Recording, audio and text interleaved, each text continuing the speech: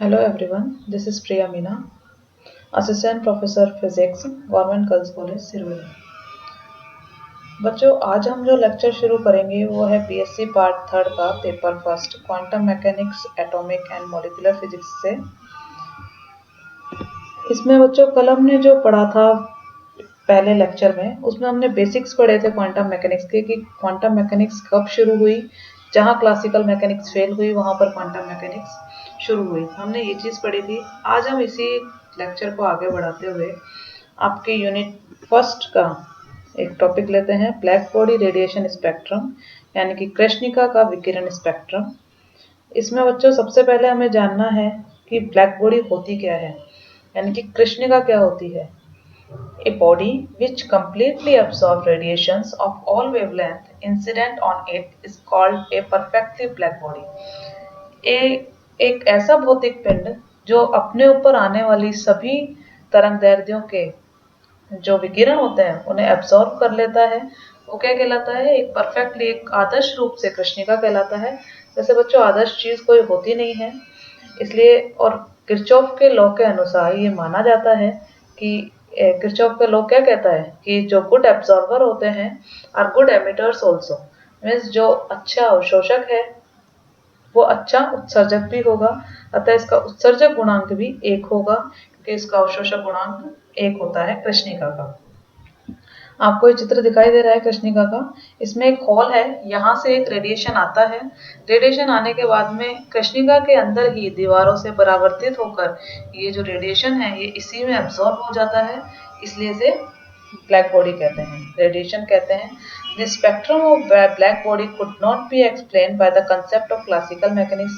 कृष्णिका का जो कंसेप्ट है वो हम चिरसम्मत सांख्यिकी यानी कि क्लासिकल मैकेनिक्स से हम नहीं समझ सकते थे, क्योंकि उसके अनुसार एनर्जी जो होती है वो कंटिन्यूसली होती है, सतत होती है। पर actually black body does not radiate energy continuously. कृष्णिका जो होती है वो ऊर्जा को सतत रूप से उत्सर्जित नहीं करती। ये जो ऊर्जा उत्सर्जित करती है वो टाइनी पैकेट्स यानी कि छोटे छोटे पैकेट्स के रूप में होती है ऊर्जा, जिन्हें हम क्वांटा कहते हैं या फिर फोटोन कहते हैं। ऊर्जा एक सतत रूप में नहीं होती। इसने माना ब्लैक बॉडी में जो होते हैं, हमारे क्वांटम मैकेनिक्स में हमें यही माना गया कि जो ऊर्जा होती है वो सतत रूप से ना होकर कुछ पैकेट्स के रूप में होती है, जिन्हें क्वांटा या फोटोन कहा गया। नेक्स्ट आता है कृष्णिका विकिरण स्पेक्ट्रम की विशेषताएं। कृष्णिका विकिरण characteristics of black body radiation spectrum. In 1859 में किरचॉफ ने एक प्रिंसिपल दिया ब्लैक बॉडी रेडिएशन का, और उसके 40 साल बाद ल्यूमर और प्रिंगशिम ने उसे एक्सपेरिमेंटल रिजल्ट्स के द्वारा समझाया कि एनर्जी किस प्रकार से ब्लैक बॉडी में एक कृष्णिका में रेडिएट होती है। तो नीचे हमें जो दिखाया गया है वो है black body energy distribution curve, यानी कि ब्लैक बॉडी ऊर्जा वितरण वक्र। इस वक्र में बच्चों आप देख सकते हो कि एक्स अक्ष में हमने लिया है, एक्स एक्सिस पे हमने ली है लैम्डा तरंगदैर्ध्य यानी कि वेवलेंथ, और वाई एक्सिस में हमने जो लिए हैं वो है स्पेक्ट्रमी उत्सर्जन ऊर्जा, स्पेक्ट्रमी एमिशन क्षमता है। इसमें क्या होता है, इसमें आपको बहुत से कर्व दिए गए हैं। यहाँ पर टेम्परेचर जो T1 है, सबसे पहले T1 टेम्परेचर बहुत कम है, T2 उससे ज़्यादा है, और सबसे ज़्यादा टेम्परेचर T4 है। हम इस ग्राफ को देखते हुए इसके जो कंक्लूजन्स हैं वो इस प्रकार से हैं। आप देख सकते हैं इस ग्राफ के अनुसार जैसे जैसे टेम्परेचर बढ़ता है, from these curve the following conclusion are drawn. पहला है as the temperature increases E lambda for every wavelength increases. जैसे जैसे तापमान हम बढ़ाते जाते हैं वैसे वैसे ई लैम्डा जो है वो कि आप देख सकते हैं ई लैम्डा का मान हर एक तरंगदैर्ध्य के लिए बढ़ता जाता है, जिसकी मैक्सिमम वैल्यू है वो टेम्परेचर देखो T1 पर लैम्डा m1 है, T2 के लिए लैम्डा m2 है, जो कि ये धीरे धीरे बढ़ता जाता है। सेकंड है at constant temperature as lambda increases. एक किसी निश्चित ताप T1 यानी कि कोई भी आप एक ग्राफ ले लीजिए T1, इसमें ई लैम्डा की वैल्यू पहले तो बढ़ती है, उसके बाद में एक विड्थ तक कांस्टेंट रहती है और फिर देन डिक्रीज होने लगती है, यानी कि कम होने लगती है। तीसरा आपका जो है कर्व आर कंटिन्यूअस। कर्व सारे देख लीजिए आप, इसमें कंटिन्यूअस है, कोई भी डिसकंटिन्यू नहीं है। फोर्थ होता है it is found that the area below the curve increases as temperature. ये देखा जाता है कि कर्व का जो जैसे जैसे टेम्परेचर हम बढ़ाते हैं, जैसे जैसे हम टेम्परेचर बढ़ाते हैं वैसे वैसे इसके नीचे का जो एरिया है, कर्व के अंदर का एरिया, वो वैसे वैसे बढ़ता जाता है। देख लीजिए आप इस ग्राफ में। And this increase according to fourth power, और ये जो बढ़ता है, जिस तरीके से बढ़ता है, ये टेम्परेचर की चतुर्थ घात यानी कि फोर्थ पावर के प्रोपोर्शनल होता है, समानुपात होता है, और जो कि स्टीफन्स लॉ से समझाया जाता है। इसके लिए हम क्या देखते हैं, E इज यानी कि E is directly proportional to T to the power 4, E equals to, यहाँ पे प्रोपोर्शनल साइन हटा के हम एक कांस्टेंट लेकर आते हैं सिग्मा T की पावर 4। सिग्मा यहाँ पर स्टीफन कांस्टेंट कहलाता है, और ये जो पूरा नियम है ये स्टीफन्स लॉ कहलाता है। फिफ्थ आता है, it is found that the peak of each curve E lambda m, यानी कि इसकी जो पीक है E lambda m shifts towards lower wavelength. आप देख सकते हैं इसकी जो मैक्सिमम जहां पे हमें क्षमता, उत्सर्जन क्षमता प्राप्त हो रही है ई लैम्डा, जैसे जैसे हम तापमान बढ़ा रहे हैं वैसे वैसे ये कम वेवलेंथ की ओर खिसकती चली जाती है। इस ग्राफ जो है जैसे जैसे टेम्परेचर बढ़ाते हैं ई लैम्डा का मान लोअर वेवलेंथ की तरफ बढ़ता चला जाता है। The wavelength lambda m and the absolute temperature T are connected by the relation. Lambda m और temperature T में जो रिलेशन हमें मिलता है वो मिलता है lambda m into T equals to constant।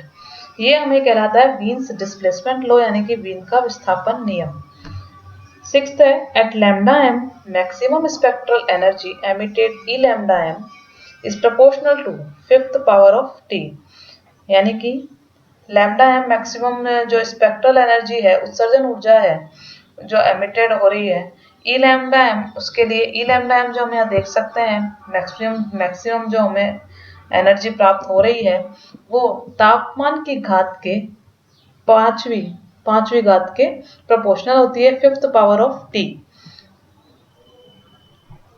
ठीक है, यहाँ पर हम देख सकते हैं कि जैसे जैसे हम टेम्परेचर बढ़ाते हैं पीक जो है यानी कि उसकी जो चोटी है ग्राफ की वो शार्प होती चले जाती है।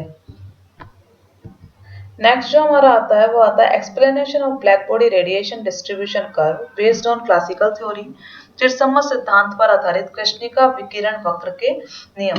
यानी कि ये जो कृष्णिका का विकिरण वक्र हमें प्राप्त हुआ है इसे क्लासिकल मैकेनिक्स के द्वारा भी समझाया गया। क्लासिकल मैकेनिक्स के द्वारा इसे जो समझाया गया उसके बारे में हम बात करेंगे कि क्या इसे हम क्लासिकल मैकेनिक्स के द्वारा समझा सकते हैं या नहीं। 1896 में वीन्स ने एक फॉर्मूला डिराइव किया, radiation from a black body using a law of thermodynamics. उसने ऊष्मागतिकी के नियमों का पालन करते हुए एक फॉर्मूला डिराइव किया वीन्स ने, E lambda d lambda equals to A upon lambda की पावर 5 ई की power minus A upon lambda T d lambda. This law is called Wien's radiation law. ये लॉ क्या कहलाता है, वीन्स का विकिरण नियम कहलाता है। लेकिन ये जो नियम था, इस नियम के आधार पर ये इस कर्व को समझाने में फेल हो गया। He explain only smaller wavelength region. ये जो समझा सका ये केवल लघु तरंग दैर्ध्य परास के जो वेवलेंथ थी, लघु तरंग दैर्ध्य परास वाले ही रीजन को समझा सका। जैसे जैसे हम वेवलेंथ बढ़ाते गए यह नियम वहां पर फेल हो गया। आफ्टर दैट इसके बाद में 1898 में रेले एंड जीन्स आए। उन्होंने अपने इलेक्ट्रोडायनेमिक्स एंड स्टैटिकल मैकेनिक्स यानी कि मैक्सवेल बोल्ट्जमैन सांख्यिकी के द्वारा इस नियम को समझाने की कोशिश की। उनके अनुसार उन्होंने जो नियम दिया वो था E lambda d lambda equals to 8 pi k T upon lambda की पावर 4 टी लैम्डा। यहाँ पर के जो है बेटा बोल्ट्जमैन कांस्टेंट है, T absolute temperature of the body है। लेकिन ये जो नियम था रेले और जीन्स का, ये नियम सिर्फ लॉन्गर वेवलेंथ यानी कि जो हाई वेवलेंथ होती थी वहां पर ही समझा पाया, ये स्मॉलर वेवलेंथ को नहीं समझा पाया। अतः ये जो दोनों नियम थे ये ब्लैक बॉडी के पूरे कर्व को समझाने में असफल रहे। It means classical theories fail to explain the black body radiation spectra. अतः इस दोनों से पता चलता है कि क्लासिकल मैकेनिक्स चिरसम्मत सांख्यिकी जो थी, चिरसम्मत भौतिकी जो थी, वो ब्लैक बॉडी के विकिरण स्पेक्ट्रा को समझाने में असफल रही। इसलिए ब्लैक बॉडी का रेडिएशन स्पेक्ट्रा हम क्वांटम मैकेनिक्स से सॉल्व करते हैं, क्वांटम मैकेनिक्स के द्वारा समझाते हैं।